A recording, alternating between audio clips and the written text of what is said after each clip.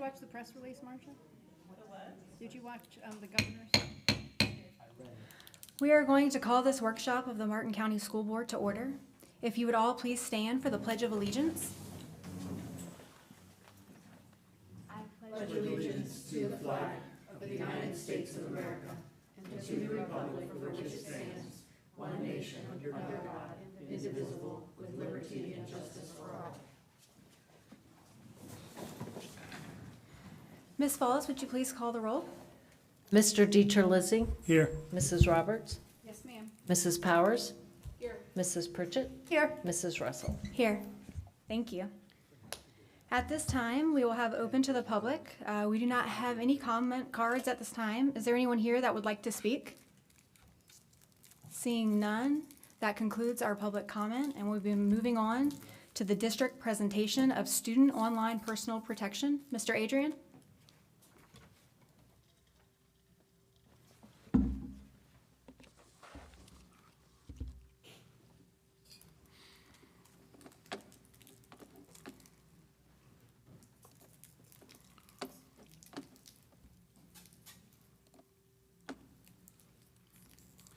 Good evening, Madam Chair, board members, and Superintendent Main. I'm Dr. Todd Adrian, the Director of Educational Technology, and I'm here to present a product that will assist the district with obtaining student data sharing agreements related to the student online protection. This presentation will cover Florida Statute 1006.1494, which is related to student online personal protection. It will cover the challenges the district is facing to become compliant with the statute, and also provides a no-cost solution to overcome the challenges presented.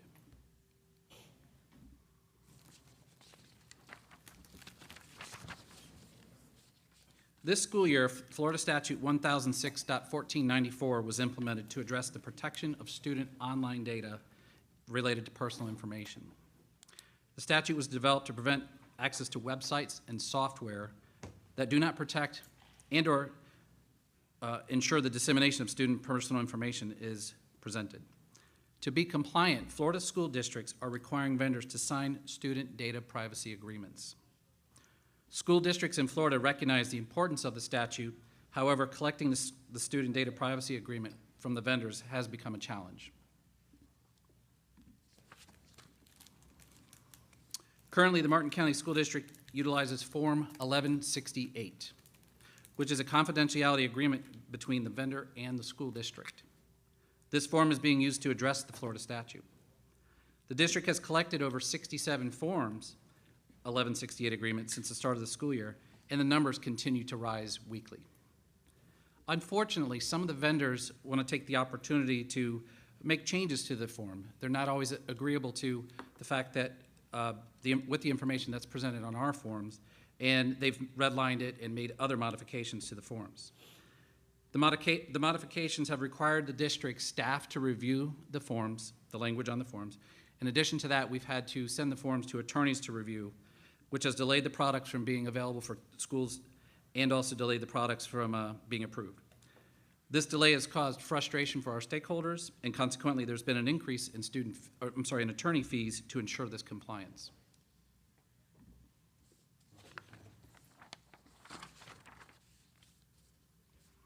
The Florida Student Privacy Alliance provides access to the resources that benefit school districts and vendors in managing student privacy for data sharing. If the Martin County School District joins this Florida Student Privacy Alliance, the district will have access to Access for Learning, which is a student data privacy consortium website. The consortium is a collaboration of school districts, vendors, state agencies, and policymakers who have implemented solutions for data privacy concerns. The Florida Alliance of Student Data Privacy Consortium provides access to standard data privacy agreements that have been implemented as a national data privacy agreement standard. If the school district joins this consortium, we can piggyback on existing agreements from other Florida school districts by utilizing Form Exhibit E in the agreement, which complies with Florida Statute 1006.1494. Becoming a member of the consortium has benefits related to reducing the duplication of effort here at the district, cost associated with the process, and the time it takes to complete the student data privacy agreement, therefore ensuring that compliance with the statute and decreasing the disruption of service.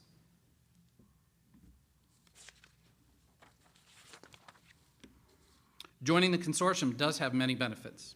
Currently, there are 44 Florida school districts that have joined this consortium, and currently there are over 543 data sharing privacy agreements available for us to share throughout the state of Florida. If a vendor's agreement is in the consortium's website, the Martin County School District can choose to accept that agreement. Recently, I spoke with other districts about joining the consortium and had a conversation with Bruce Petro, the Chief Information Officer from St. John's School District. And he mentioned that St. John's has contributed over 167 data sharing agreements to the consortium. Additionally, another benefit is that there's no cost for us to join the consortium, as the fee has been paid by the FLDOE to assist districts with compliance. In terms of considerations, to adopt the National Student Data Privacy Agreement, the district can leverage the existing shared data agreements that are in place and reduce the amount of time it takes to procure student data privacy agreements.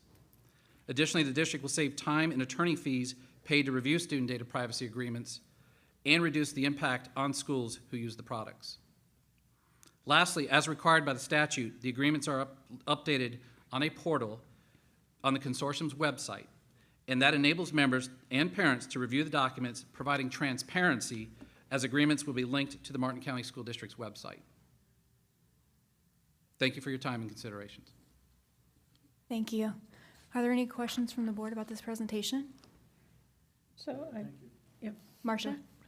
So I just was curious, what are you asking us to do? Just to, To become a member of the consortium so that we can have access to these data sharing agreements that have been vetted. so are all 543 of these agreements have been vetted by an attorney and comply with Florida law and data privacy rules and regulations? I will have to check if it's been vetted by an attorney for all 543, but the Exhibit E part that I mentioned before, that's the part that complies with the statute. Okay. So Exhibit E would just become standard for our existing contracts or future contracts? You could do both. So we could circle back with existing contracts, and Ms. Powers, if it's already a product that has an agreement on the consortium, rather than using our contract, we could then just send it to the vendor and they would sign just like another section of the document. We've actually had some vendors that we've sent our agreement to who have asked us why we aren't a part of the consortium.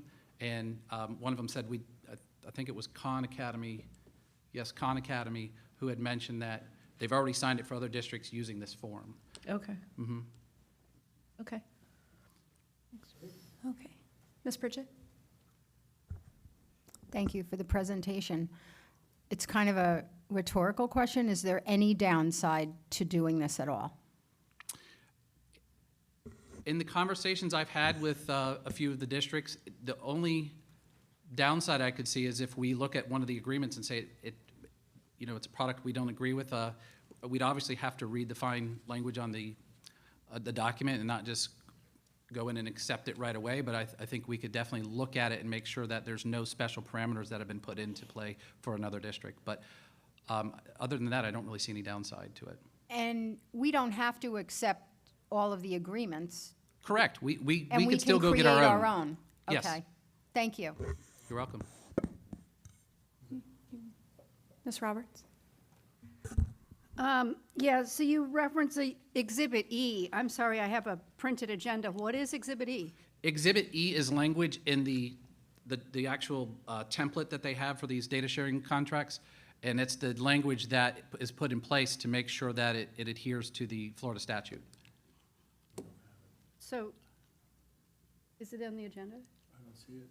Is that It's not in that our part of the agenda National packet. Student Yeah. Data Privacy Agreement, Exhibit E? No, Exhibit E is something that So is it's not anywhere in our, we don't have it. correct. Is that something that you can get us? Yes, I can certainly get you a copy of the contract, this template, which I have here.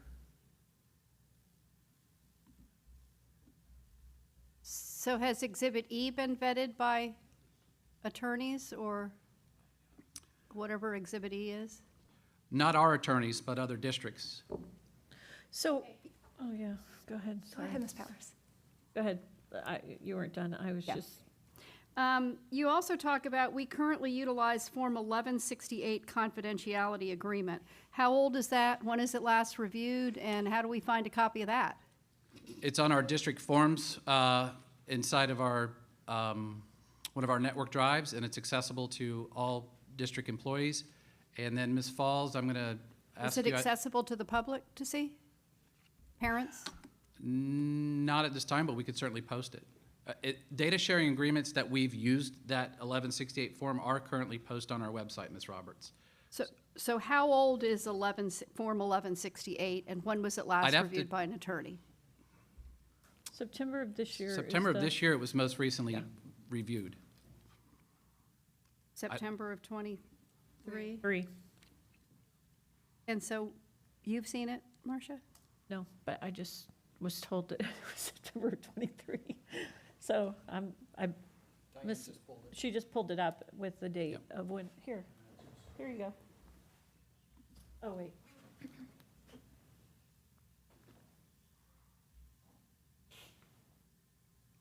Can I ask a question while you're? Sure. So I'm just curious, so these agreements that are out there, I'm assuming that these will be used as a starting point and then vetted through negotiation with our school district and our attorney to make sure that everything, like, how are we gonna know that, do we have any guarantees when it's been vetted by an attorney from another school district, if we're gonna have 160 some different forms of this?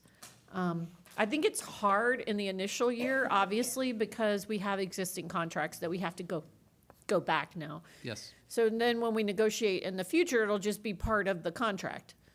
And it can be negotiated at that time when we're negotiating contracts, but it just, I don't know. I had to see the language too, I guess, to see. I have a contract that's on the screen now. The vetting part is where I'm concerned. So is this our Form 1168? No, ma'am, this is the actual one of the example contracts that is on the consortium's website. Is this the Exhibit E? Yes. So this is the Exhibit E? This is the part that mentions Exhibit E, and what I can do, Ms. Roberts, is send everyone on the board a copy of the template, both with one that has no vendor information and another one that does have vendor information, if the board would like that. Yes, please. If you can get us all the information that you can, I'd appreciate it. Dr. Miller? Thank you, Madam Chair. So the purpose of our workshop today was to bring this concept to the board. When this statute went into place in July 1, districts across the state had to scramble to comply. So as you've seen, we have gone through many companies, vendors, and asked them, they were current vendors, some are new, to go ahead and sign our agreement that we have in Martin County. And in doing so, what we found is that there are agreements, for example, in Miami-Dade and St. John's and Hillsborough, all across the state of Florida, that also comply with the Florida statute. So then it became apparent that we were duplicating efforts. We were looking to increase efficiencies and decrease that duplication of efforts, both for school districts and for the vendors, and then also, most importantly, to alleviate the downtime when a teacher, a department, a school is not able to use a product because we don't have a signed confidentiality agreement. So the goal was to share with the board this concept, because initially we were only using our own district form that was approved by our attorney. What we'd like to do in the meantime, before the regular December board meeting, is take any feedback from the board, have the Exhibit E reviewed by our attorney, and bring back an agenda item for your December regular board meeting for the approval of joining this consortium, with the idea that we would be able to use either the already approved Martin County School District data sharing privacy agreement, the Exhibit E, and part of what has been done through this consortium, and be able to use and leverage whichever of those makes sense as products come through. Because what's happening is it's really taking time from the users, the end users of these products, when we don't have an agreement, and we've been having to tell people no, that they aren't able to use a product when, for example, there's a signed agreement in Miami-Dade County, for example, that meets Florida statute. So we would like to be able to piggyback on those agreements. So we're talking about, like, if Miami-Dade has a contract with Paper, that they've already signed their confidentiality agreement and it's been approved. We're just We can piggyback off of it. using their same basic contract language. And it's a standardized template that allows, that the consortium members have, choose to use, or again, they can use their own if they're not comfortable with the one for a specific vendor. So I don't really have an issue with joining the consortium. I don't think there's a downside. It's free. It's paid by DOE.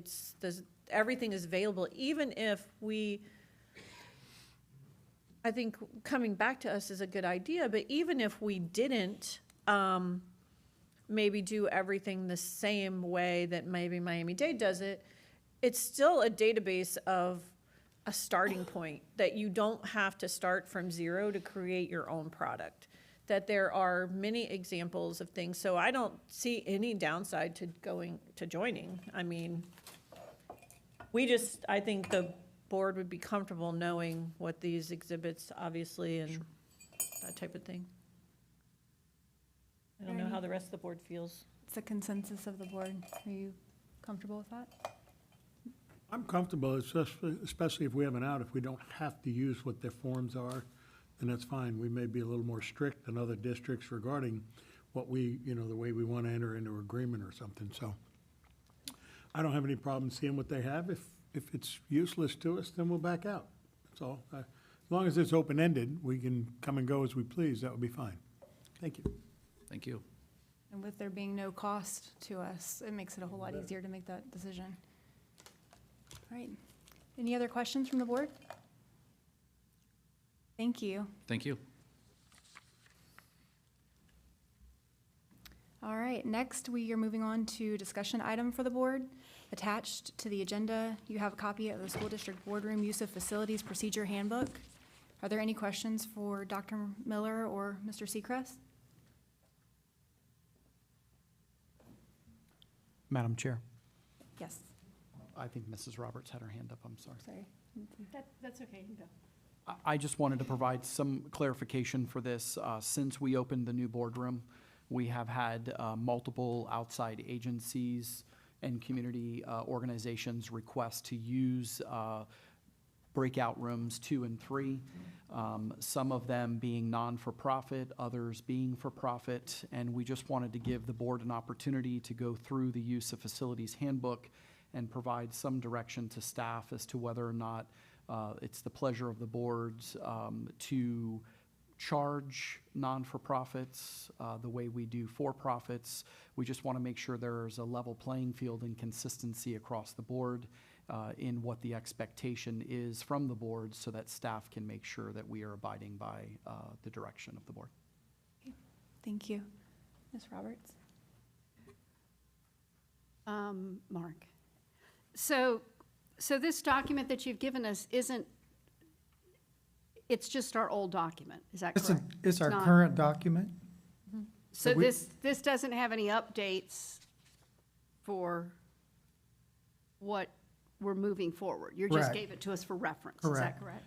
Okay, so I had a couple comments about the document. So on page 3, number 4, where you talk about payments need to be made through our online PNC Bank, I think it should probably say just online to our bank, since we Okay. don't really know where we're going to go all the time. Number 7 says, in all circumstances, the school principal reserves the right to cancel an event.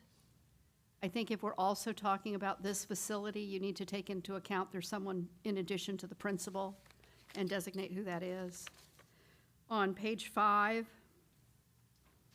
I had 2 questions. One is, when I'm looking at the rates per day for parking lots, I'm not sure, so for instance, when Martin County Council for the Arts uses the Stewart Middle School parking lot during their Arts Fest, are they doing a use of facilities agreement with us, or are they just parking there? Do you know? We usually get a use of facilities request. Okay, all right. And then, on the last one, the teacher tutor classroom rate, So knowing that there's several groups, there's school-based organizations, Group 1, volunteer organizations focused on school success, including school-based events, booster clubs, parent-teacher organizations, associations, and officially approved wellness program activities. Then Group 2 is tax-exempt organizations, and I was wondering why teacher tutoring is $7 an hour in Group 2. So if I'm teacher 2, if I'm a teacher at the Martin County School District, I'm obviously not a not-for-profit, right? Right. I don't know whether the board wanted to relook at that and see whether we think that that's, as we're looking at this, whether teachers tutoring in their classroom is considered a Group 2 activity or if it's considered a Group 1 activity. I don't know if anybody wanted to weigh in on that. And, Are you done, Mrs. Ripper? no, I wasn't done, but. Well, I think because they're charging, so if we are going to make it free to teachers, which I'm fine, and they're tutoring our students, I'm fine with them using their classroom to tutor our students. It looks like, Mr. Calderon? Hi, Don Calderon, Director of Risk and Benefits. So we have a policy with relation insurance to extend our use of facilities for those instances where if we have a teacher that is providing tutoring outside of the Martin County School District tutoring program, or if they're getting paid with dollars from the DOE or whatever it may be. So we have a way to extend that insurance for that purpose. But it's outside of the MCSD tutoring program or special needs program for that. So the requirements that are listed on page 5, it says MCSD teacher tutor classroom rate, current rate per tutoring session, so I guess it's not per hour, is $7. There is a provision, from what you're telling me, there's a provision where if I'm a teacher, I can do something, whether I don't understand whether it's $7 or not $7, but somehow or other they get insurance through the district, et cetera. Shouldn't that be in this document somewhere then? It could be, yeah, we could place in the document. It's a very underutilized. We don't get a lot of utilization for that.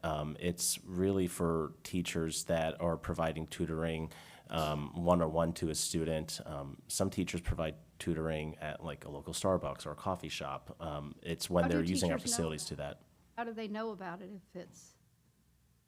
We typically work with facilities to provide that information to them. We report monthly to our insurance pool of any requests that go through that. Okay, I understand that part, but if I am a teacher, if I am a third grade teacher at Felix Williams and I am going to tutor a student and help a student, and if my document that I have is this use of facilities where I know it's going to charge me $7 and I'm going to have to come up with insurance reading this, or I can go to my local Starbucks, or I know about you, how? Well, typically the request would come into the school, and then the school works through school dues, through the facilities department and the risk and benefits department to extend that insurance, and we report it on a monthly basis. So I understand the reporting on a monthly basis to our insurance carrier. What I'm concerned with is whether our teachers know that it's available, if the way that they know is by asking somebody at their school.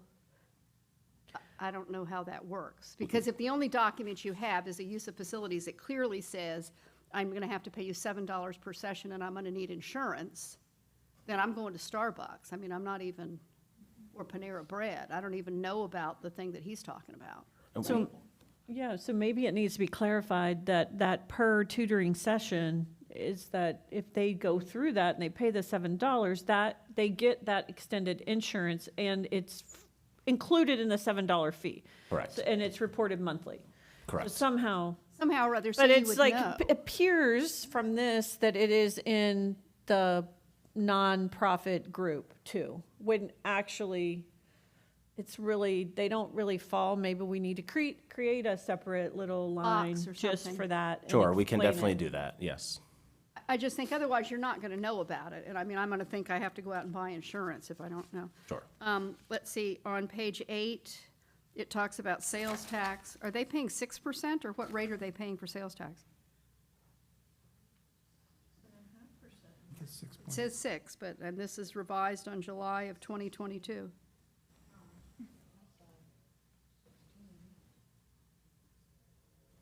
M, letter M, Mark, so if you want to check. We'd have to update it, because I And maybe think, it just needs to say whatever the current sales Right. tax, current Martin County I sales think tax that's rate is. changed, so. So that would be, just because we know that has a finite life on it.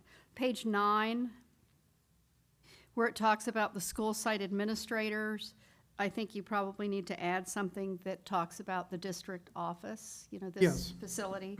And I don't think, does Kimberly Everman still work for us? No. Oh, okay, so I think that top one needs to, Well, and there's a lot of changes, and maybe we just put the contact is the principal. I don't know how you do this, because this is going to be a constantly changing. Maybe there's just a note at the bottom that says, you know, I don't know. right. So we painfully went through every site and had them give us their contact person for use of facilities, because previously this, it was way out of date. So we did go through that task. So these are current as of to date, but it can change tomorrow if somebody leaves or whoever, so Well, it's, some of these aren't, like Robin Monty isn't at Palm City Elementary anymore, Right. I know that. So we just need to, So the other comment I had was, I know that, let me restate that. The one we have online is up to date. oh, right, yeah. in this one, okay. This one may not be up to date yet, because we just printed it, but the one we have online is supposed to be up to date. The other thing is, as far as use of this facility, I don't know, and I don't know what the recommendation from the superintendent is to how to handle. So if you had, for example, let's imagine that if you had a school, or let's say you had the math coordinators or something that wanted to meet and do something on Thursday evening, but at the same time, you have a conflict because you have the Board of Realtors who wants to do something on that evening. I don't know how that's going to be handled. Is it like first come, first serve, so that once it's taken, it's gone? Or does so that was question number 1. Question number 2 is that since we have spam next door and we know that robots can make noise, is there any consideration as to what happens if I'm using this, I use a use of facilities, I'm using the wonderful facility that you have here for an education foundation meeting, and I'm doing an award ceremony, or let's say it's ELC and the reading coaches, and I'm gonna use this facility to do the thank you, et cetera, and and how do you balance so we're gonna do this on Wednesday night, and they're ramping up to get ready to go to a competition in 2 days, how does that work? So to answer your first question, staff will have first opportunity at the boardroom in the event that they're there. And there is a single point of contact for the calendar for this boardroom and this boardroom only, and that is Diane Falls. So all use of facilities requests for this room and the 2 breakout rooms go through Diane. She's keeping a calendar, getting them approved by me. The 2 of us discuss who can have access to the room, in addition to making sure that SPAM has a calendar of all events so that they know that there's coordination of when we're having a event in here and when they're having practice over there, and what they can and cannot do with the robots that would allow them to either practice a certain routine or not practice a certain routine. I think Mrs. Roberts and the board, our biggest concern was, I'll use a couple of examples. SPAM has requested to use this space for an event that they are having, in addition to the Chamber of Commerce and United Way.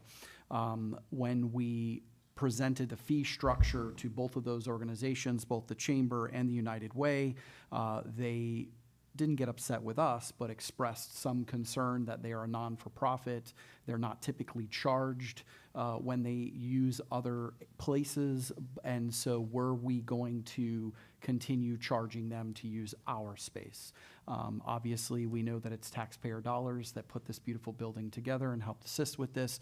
We're just looking for direction on, I don't want to get into the business of waiving fees for one organization and not waiving for another, and that's not the business that I want to get into, nor should we as an organization. So I just want to be able to make Right, an and even playing field. And I that- kind of understood that from the presentation, that that's something that the board's, that you're asking the board as to how do you want to handle this? Do you want to say that if you're a 501c3, it's, you know, just first come, first serve, fair game, or did you want to do something? And I do think that there are some associated costs with using this facility. So if you come in and, you know, you have confetti all over the place or something, there is a cost of cleaning that up, and expecting the person who's using it to clean it up probably isn't going to be clean to our satisfaction. We also have the catering kitchen piece back there, which everybody knows, if you've ever had anybody in your kitchen do something, that not everybody has the same standard of restoration that you might have for your own kitchen. So I think there needs to be something that's, but that's my personal. So I agree with you on that. I think that we have to have some sort of fee. I know, like, when we utilize quite often the Children's Services Council, and we pay a fee for that because there is that associated expense. We're using their restroom, we're using their kitchen. I mean, we try to leave it, we take our trash with us. You know, we do as much as we can, but it's still, they have to have someone come and lock the door. They have to have someone come and, you know, make sure everything is okay. So, I mean, there has to be something. And I know the libraries charge. I know that if you go and use a library, even if you're a 501c3, it's not just a go Well, on in and have a good time. And I don't want a 501c3 pickleball organization coming in and wanting to set up their court for free here. You know, like, we have to put parameters in place, and you know, we can't bear the burden of that expense as a school district. We want this to be open and available to the public, and there are rooms with this kind of capacity and this nice are few and far between, and I can tell you that our use of facilities is much less expensive than most any other facility. And I think it's very reasonable to just cover our expenses for our, you know, toilet paper and water and cleaning fee and that kind of thing. So I think it's reasonable. I don't know what it would be.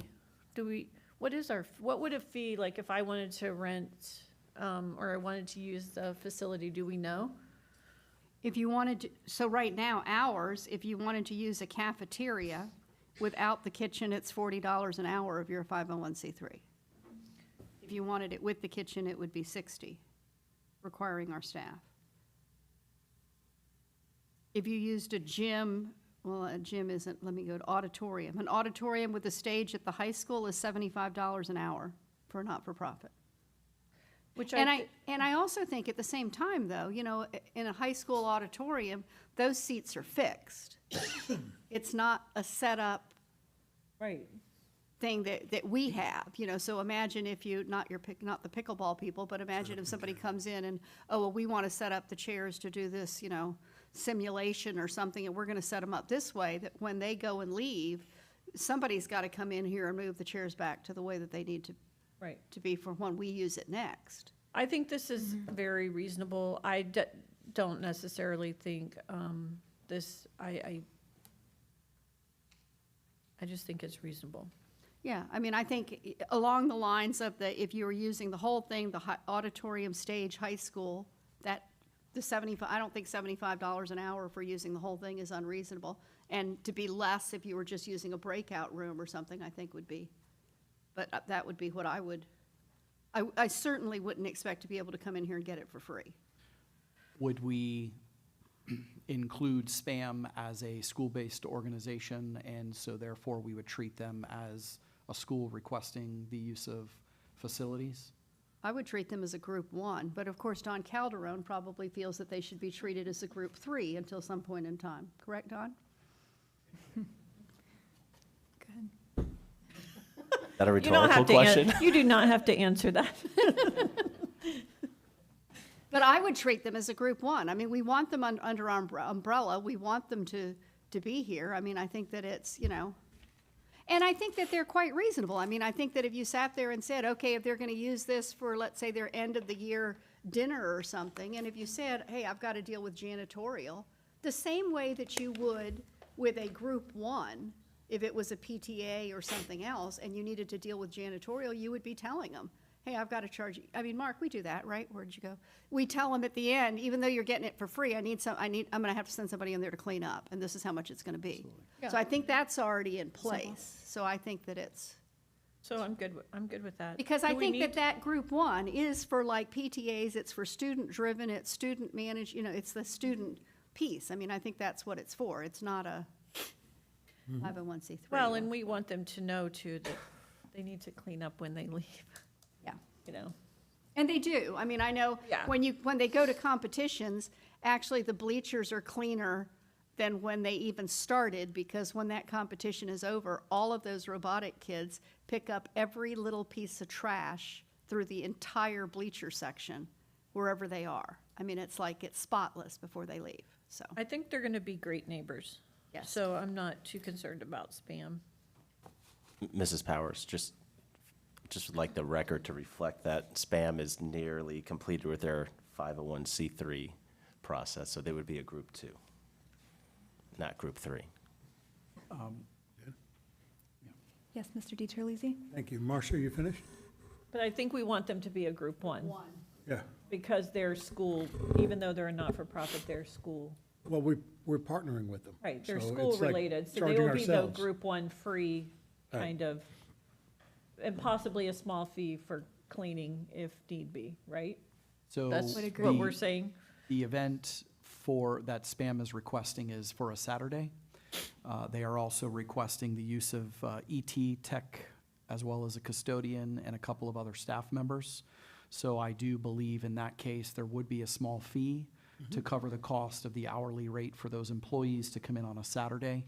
Certainly, there are times where I'm willing to flex the employees' hours if they're working a Saturday, but then that impacts our ability to meet the needs of our people and school sites here if we're having them flex. So I would prefer that that employee agree to work the additional day and be paid out of the SPAM based on the fees that we're charging. Madam Chair, Yes. thank you. Board policy, the conversation the board is having is in alignment with your current board policy. That's something that we wanted to be sure that the discussion, because we know this is a new facility, a new space. What I believe we're hearing is that the board would like an additional row to be added to Exhibit B, which is the schedule of fees that would assign an amount to this space, because it's not a stage, it's not a classroom, it's a unique space, so it would become a line there, so anyone interested in renting this particular facility would know how much it would be if you were, depending on what group you're in. We do actually, it sounds sort of silly, but we do actually charge ourselves for events that happen on weekends. So in other words, if a custodian has to come in on the weekend, the same way Mr. Main just explained, and they have to be paid overtime and they have to be paid, we do need an account strip to pay for those fees, those salaries that are incurred for anything outside of the workday. So that is where the money from use of facilities comes from what we take in goes to help pay for those salaries for the outside of normal work hours kinds of expenses. So what I did here is that SPAM is considered a school-sponsored group because they are the nature of the group. So I understood that SPAM is a group one, which is used by school-oriented organizations and groups. But and it does say in policy, if the event happens outside of the typical workday, in other words, like a weekend or at night, that those kinds of things are charged. The fees, for example, technician or for sound or for custodial, those things are charged. So is that understanding in alignment? Am I understanding correctly what I'm hearing the board say? So if it's outside the regular work day and those people are not available, then they would be charged for those services, right? Yes. Correct, and that's what they're used to. I Yeah. mean, when they're Correct. doing their Lego thing at South Fork, they're used to paying for the custodian there. And they're not used to doing the rental as a 501c3, et cetera, et cetera. So I mean, it's, yeah. Okay. So for other other organizations, no matter if they're not school-based, so in other words, if the PTA at Felix Williams wants to come and use this space because they are a school-affiliated group, they could use this space.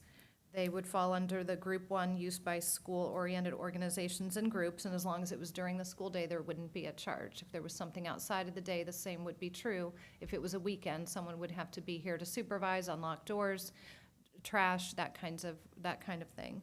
If it's a group that is not affiliated, it's called use by non-school-oriented organizations and groups, then there's a use for the, charge for the use of the facility, and then for other fees, such as a representative to be on grounds, and an additional fee or service when the use of facility occurs outside normal hours, when a representative of the district is not typically on the school campus, including this as a school campus, as a campus. Is that correct?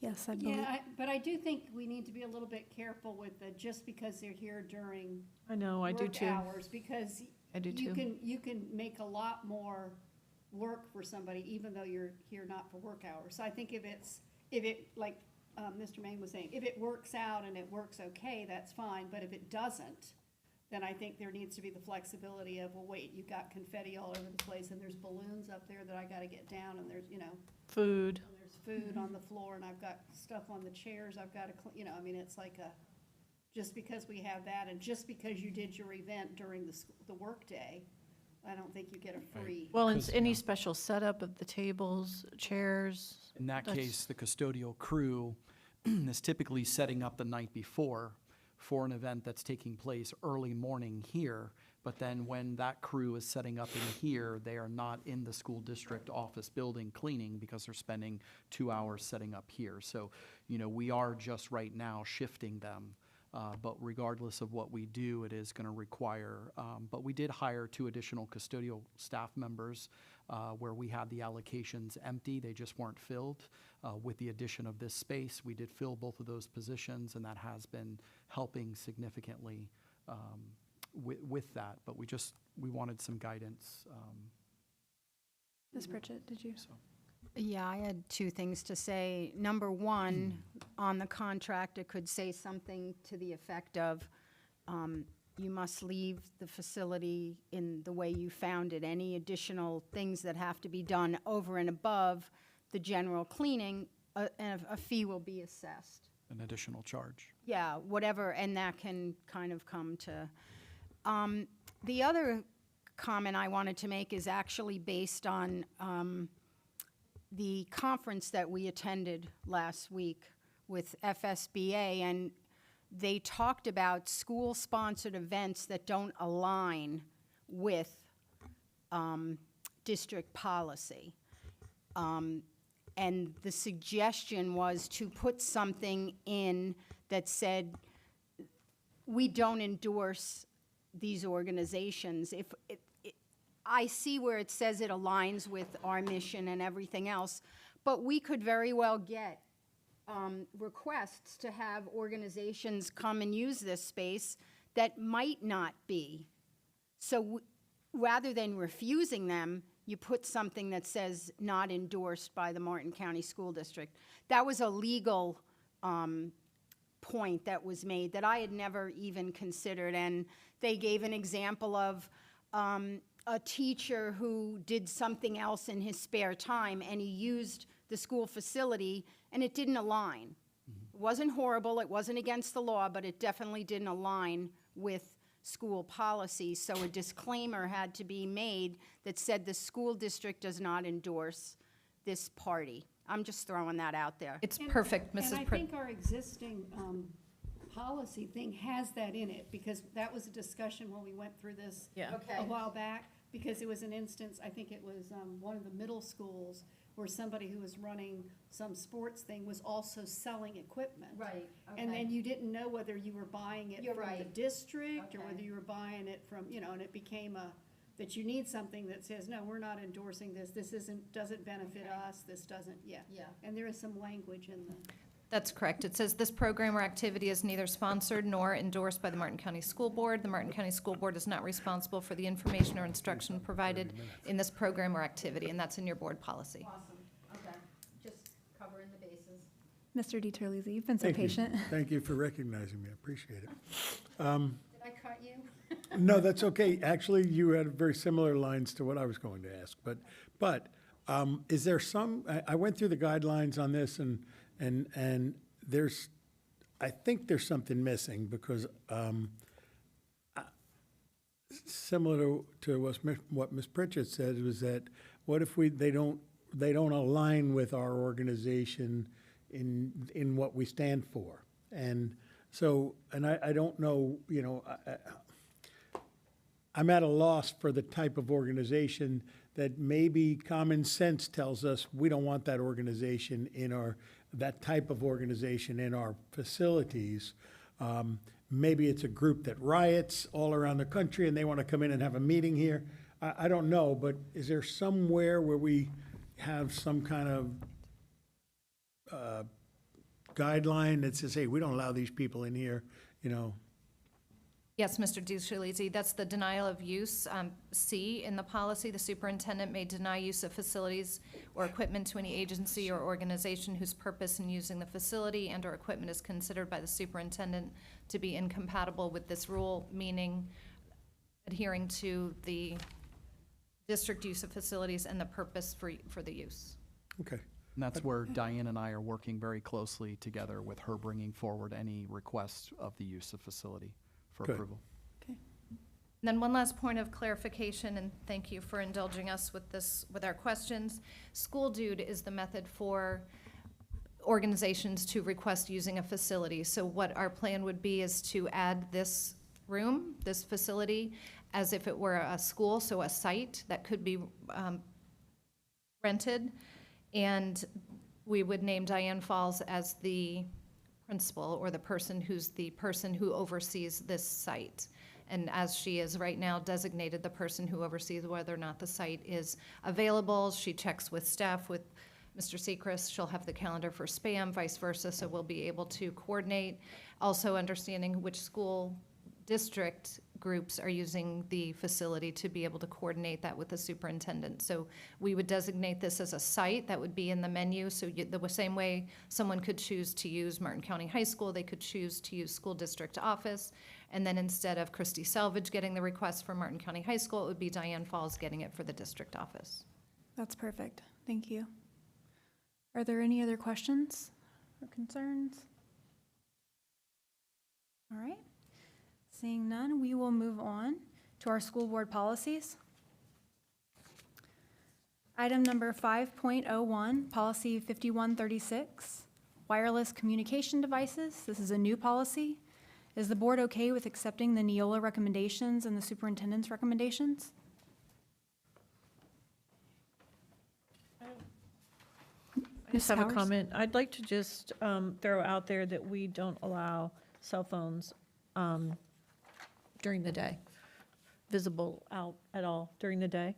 I mean, I don't care, I don't mind if students carry them, I get it. Like, a lot of parents think it's it's a safety issue, they want to get a call if something happens at the school. But I would just like to throw it out there that we just say, no, you can carry it, but it has to be silent and in your backpack, and it should not be out during the day. Whether you're in the classroom, in a hallway, at lunch, no matter. It's gotten out of hand. The bullying that's happening in our schools is a direct result of access to social media, and I don't know what else to do. I mean, it's getting out of hand. I completely agree. I know it's going to be a policing issue for teachers and principals, but I think we have to set the standard that this is no longer acceptable. These kids they can't go anywhere without their phone. It's sad. Mrs. Roberts?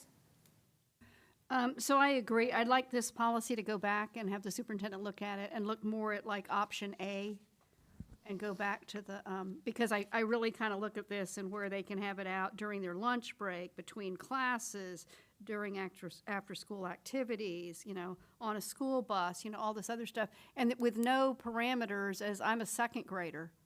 And I know that way at the end of the policy, it says, hey, you're responsible for this on your own, but it's kind of like, I don't think anybody's going to get there. I think if I'm a parent and I gave my second grader a cell phone, and the rule was, and everybody's got them out, and they're using them during lunch, and they're using them during recess, and then I get a broken screen, I'm going to be mad at the district. I'm going to be mad at, say that you need to make her pay for it because she's the one who pushed my child and broke my screen. You know, I mean, I think it's a disaster. I mean, I think it's just a, I understand that parents want to be able to get in touch with their kids, and parents want their kids to be able to text them and tell them exactly what's happening, you know, like all the time. But I mean, I think that I mean, I've seen them in hallways, even when they're not supposed to have them out. They're walking around with them out, they're running into each other, they're, you know, bumping into each other, phones are falling down. It's, you know, it's just a, yeah.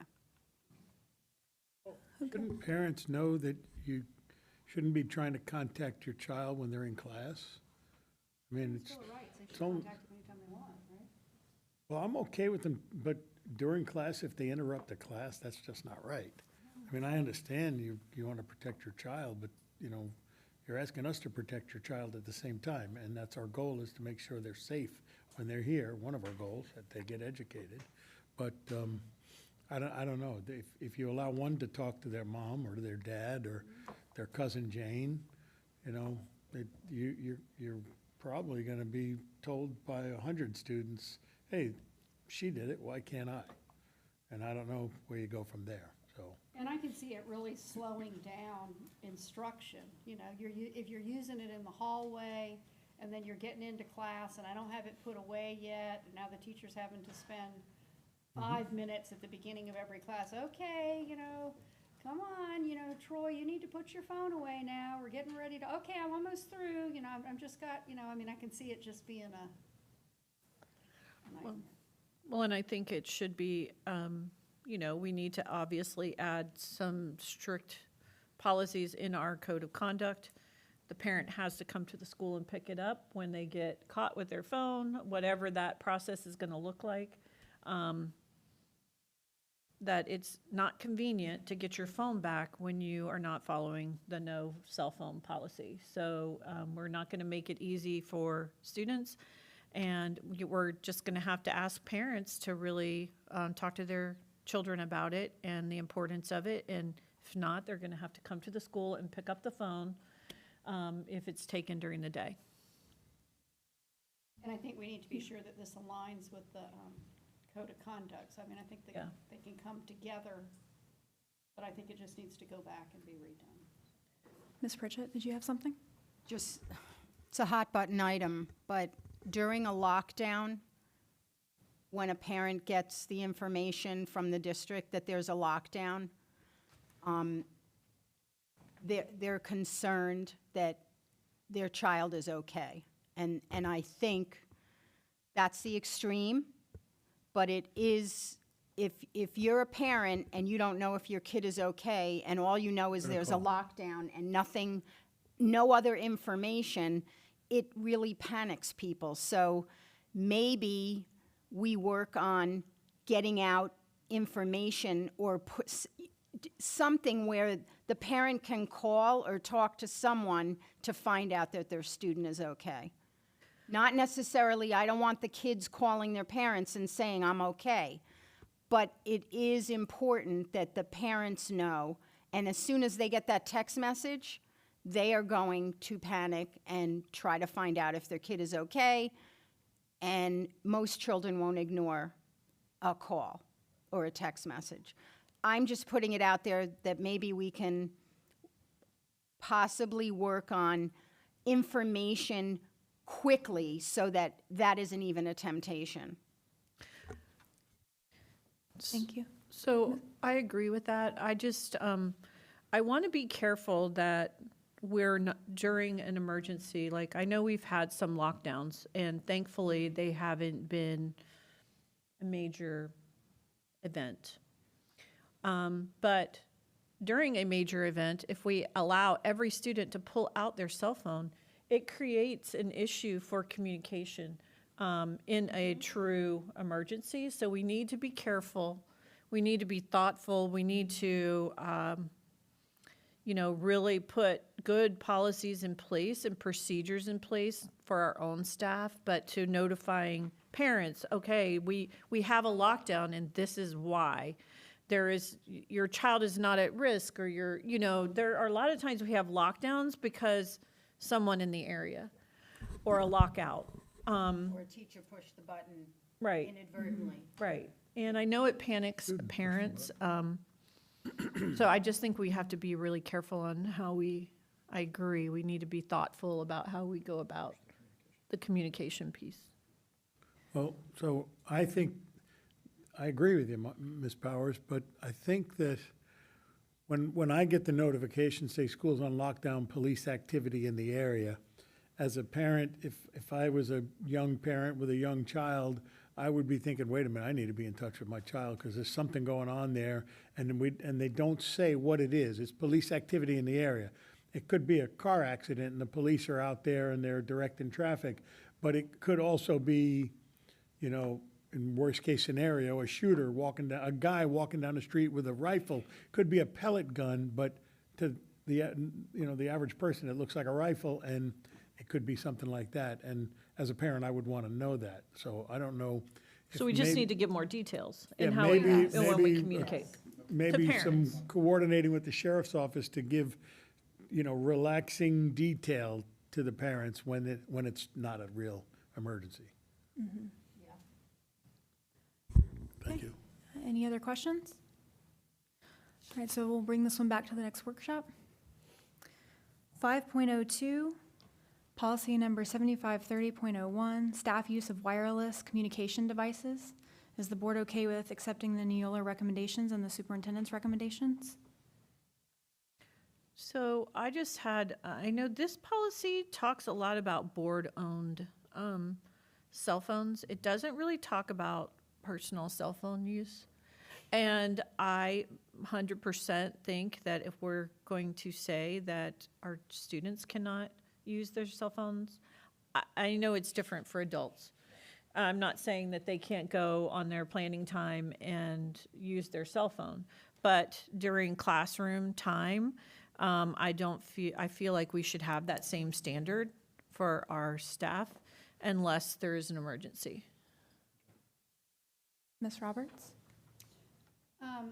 Yeah, the other thing, can you check with Neola and find out why in this policy they crossed out all the wireless communication devices and changed it to cell phone? It seems like they were going to wireless communication device, but whoever the person who did this changed it to cell phone instead of using, it just doesn't seem very consistent that if that's, they should kind of be one way or the other, because it kind of is limiting when you're talking about, when you're specifying, that it has to be a cell phone, and you're not saying that it's a wireless communication device. I don't know why they decided in this policy to limit it. And they haven't changed the title either. No, but all through the thing, they crossed out the WCD and changed it into, Because it could be an iPad or another wireless device that sure. they're using. There may be a separate policy for personal use of wireless communication, not necessarily board provided, given the fact that we own those phones. So, but I will absolutely, Diane and I will pull this, and Okay. if there is a Cross-reference. policy on personal cell phone devices, we Yeah, will and get that. I don't think there is, because at the end of this policy, it goes into, if you're it talks about your personal Well, things. So I'm like, use of school board-owned cell phones for personal calls, though, not necessarily a, business calls on a personal WCD, and then up above it, use of a personal WCD while at work. I think yeah, it's, and they're saying in that one that's crossed out, employees are asked to limit personal communications to breaks and lunch period and inform friends and family of the policy, but that's okay. gone we will away. Yeah, I just review think and it's pull and see if there's- hokey. Any other questions? We bring this one back as well. Thank you. All right, policy number, 7540.02, item number 5.03, web content, apps, and services. Is the board okay with accepting the Neola recommendations and the superintendent's recommendations?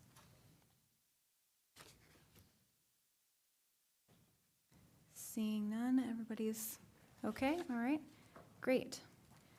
Item number 5.04, policy number 7540.03, the one I just did. Student technology acceptable use and safety. Is the board okay with accepting the Neola recommendations and the superintendent's recommendations? Okay, seeing none, we will move on to the next. Item number 5.05, policy number 7540.04, staff technology acceptable use and safety. Is the board okay with accepting the Neola recommendations and the superintendent's recommendations? Okay. Seeing none, we will move on to the next one. Item number 5.06, policy 7544, use of social media. This is a new policy. Is the board okay with accepting the Neola recommendations and the superintendent's recommendations on this one? Ms. Roberts, did you need to say something? Yeah, so, I'm just wondering if our public information people have looked at this with any.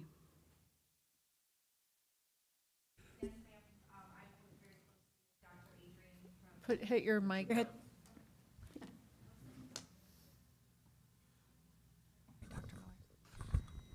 Is that better? Sorry about that.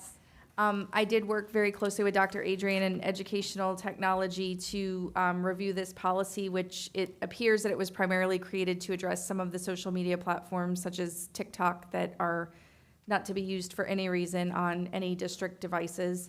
I'm happy to answer any questions that I can that you have about the policy. Well, it also asks that the superintendent designate the approved social media platforms consistent with the Florida Department of Management Services list of prohibited applications also. So that's important that we make sure that's there and everybody understands that, so. We do have social media platforms that are approved for our schools and departmental use, and they are all social media platforms that are aligned with what's approved for school districts to use in Florida. Did I understand that we were able to block certain platforms through our IT department so that they don't get access during our school day? Yes, sir. We are able to block social media platforms. Anyone have any other questions or concerns? Seeing none. Item number 5.07, policy number 8305, information security. This is also a new policy. Is the board okay with accepting the Neola recommendations and the superintendent's recommendations? All right. Yes. Seeing none, that concludes our policies. Just a reminder that to everyone that these policies will come back. Did you have something? I had one question Go about ahead. that last one. Go ahead. So it didn't have, on page 2, where you will conduct an annual or periodic assessment of risk. It wasn't. And actually, my spreadsheet says this policy is being pulled to update with additional language and will be brought back at a later time. So we're not moving this one forward? No, Information with security? this- So this one will remain until we receive that update. Okay. I will make sure, though, when the update comes through, if that is still an option, my recommendation at this time would be to look at a periodic assessment of risk related so that we're able to do it more frequently than just an annual. Okay, so the only ones moving forward are 7540-0234 and 7544, correct? Yes. And those policies, we will see a couple more times that as we bring them back to board meetings for approval. Are there any other questions from the board before we end this meeting? Open to the board? Open to the board? Open to the board? Mr. DeTerlizzi? Want me to go first? I have some things. Sure, go ahead. So one thing I would like to, since we're bringing back and looking at our cell phone policy, I would like to also bring back, when we bring back the code of conduct, to discuss bullying and the consideration of consequences for that, and, you know, creating some sort of zero tolerance policy, something that we, you know, that we can put out that has a lot of teeth in it, that it's really become an issue. And I think that we, as a board, need to take a stand and support our staff as they're investigating these cases. I feel like it's getting worse and worse. And the children are feeling threatened, but they're also feeling, these bullies are feeling empowered to do this without really harsh consequences. I think that we're setting them up for failure for the rest of their life, not just the student that's being bullied, but the student who is bullying. I think it can come with some great support that we're able to offer as a school district, but also as a community to address these issues and things that are happening in this student's life. But I would like to have further discussion about that and bring the student code of conduct back when we bring it back, that we talk about this. Did you have something? Just hit the button down below. Hi, I'm Paula Lewis, the Director of Student Services. I just want you to be, well, through the chair, I just want you to be aware that we are in the process of going through that revision stage of the Code of Student Conduct. We have a timeline that has been created, and you will be notified of specific dates when we have our stakeholder sessions that will be held. So all of those areas, even with the cell phone policy, for example, that was here, all of that will be looked over through that process. So I just wanted you to be aware of that. And also in terms of the bullying investigation procedures, that is in the process of being restructured and revamped. We are supporting schools with the investigation process, and we're doing that diligently. In some way, also training as we go along in terms of, when we have specific scenarios that are very complicated. We are supporting our school administrators with that process. So just want you to be aware that we are definitely bringing that back to the Code of Student Conduct stakeholder sessions, and you will have that information that has already been disseminated to, I know, Diane Falls. We have been in communication with that timeline. Thank you. Thank you. I also have, did you want to say anything? Oh, okay, sorry. So next week, I will be in Tallahassee. On Tuesday, at 9:30 a.m., the Senate Fiscal Policy Committee will be meeting, and they will be hearing Senate Bill 70023 3 and 4, which are the dereg bills. I plan to go. I will be there for another work commitment, but I plan to go and testify on behalf of the Martin County School District in support of the deregulation. There's a possibility that Mr. Maine or Dr. Miller may also go to have conversations at that time with some additional Senate and House staff and House and Senate members. So I just wanted to let you all know, and if you had any questions or if you wanted any additional information, I'm happy to share that.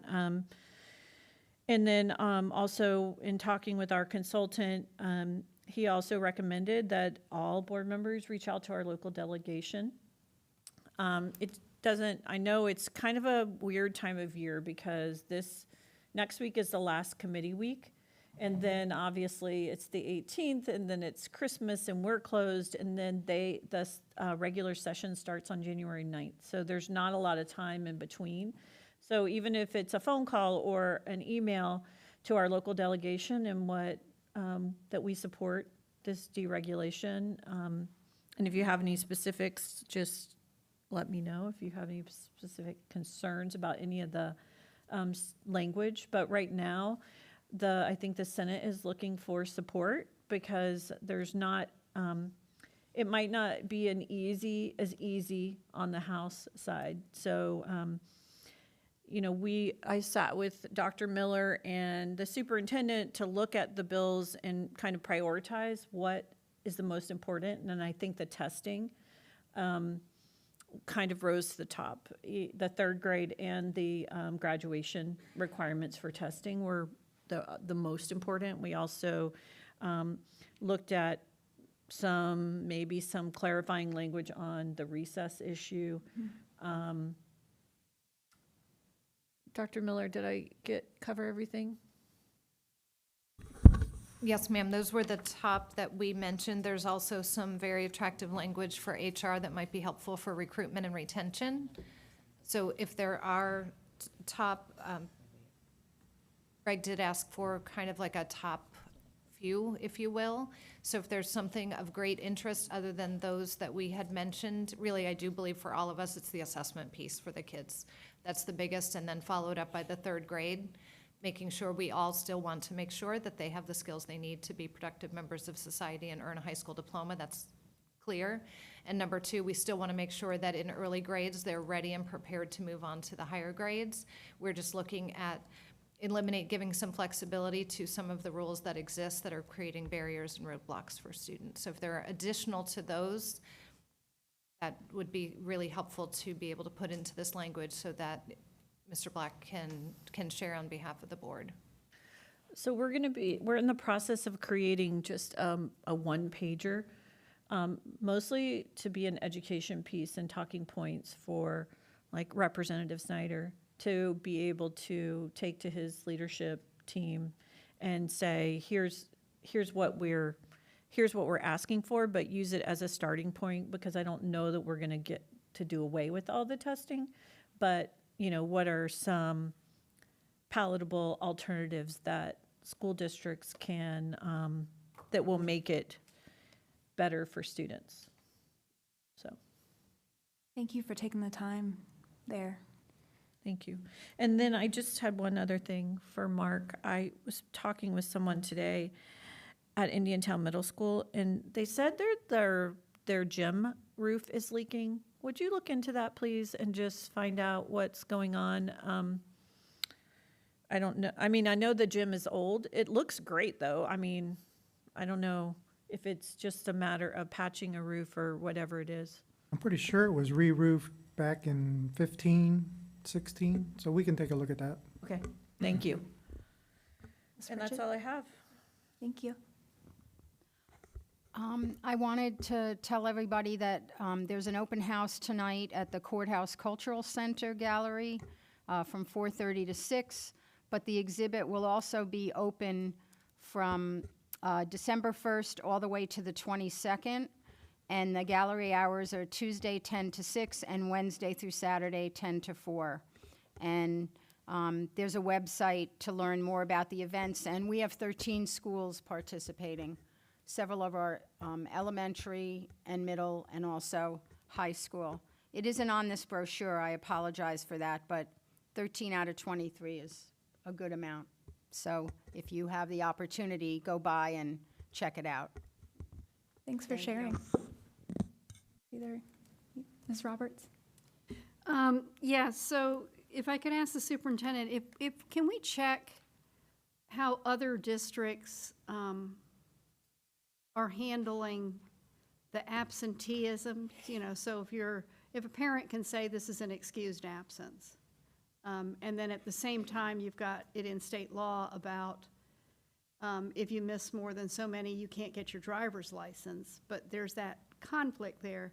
But that's one little piece. But the other piece is, I think we have some, let's call them frequent flyers that don't want to go to school, that's parents are giving them notes so that they don't have to go to school, which, okay, as long as they're keeping up with their academics, I think that's fine, but I'm a little bit concerned that when they're not keeping up with their academics, that then we are requiring the teacher to do the remedial work to be sure to catch that student up.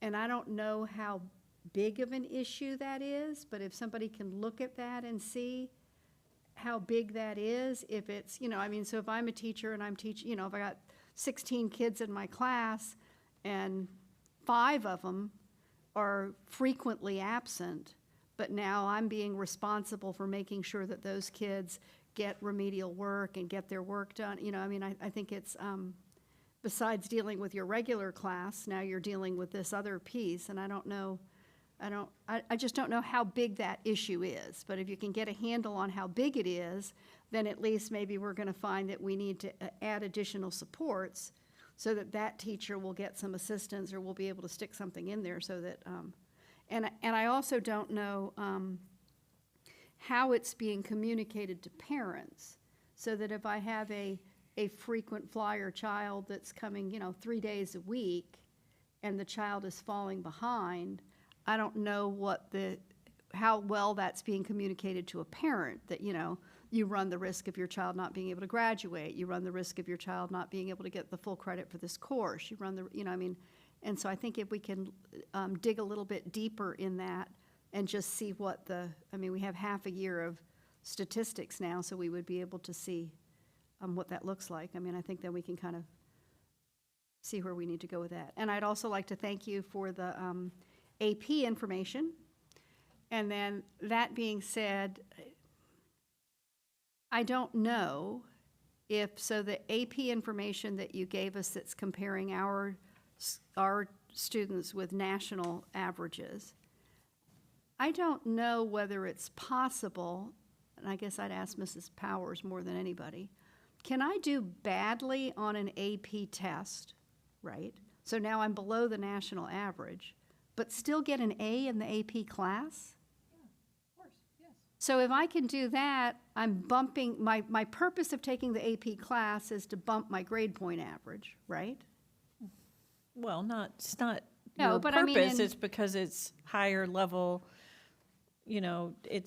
but yes, you do get a bump in your GPA for taking an AP course. But you don't have to pass the end of year exam in order to get that bump. Is that what you're asking? Yeah, and then my next question is, how many don't take the end of the year AP exam? So as you have the information that's saying, that the national average is 70 and that we're at 65, in let's say, psychology or, whatever the class is, how many of them took that class and just didn't take the exam? Well, then they wouldn't be counted in the percentage. If they didn't sit for the exam, they shouldn't be in that.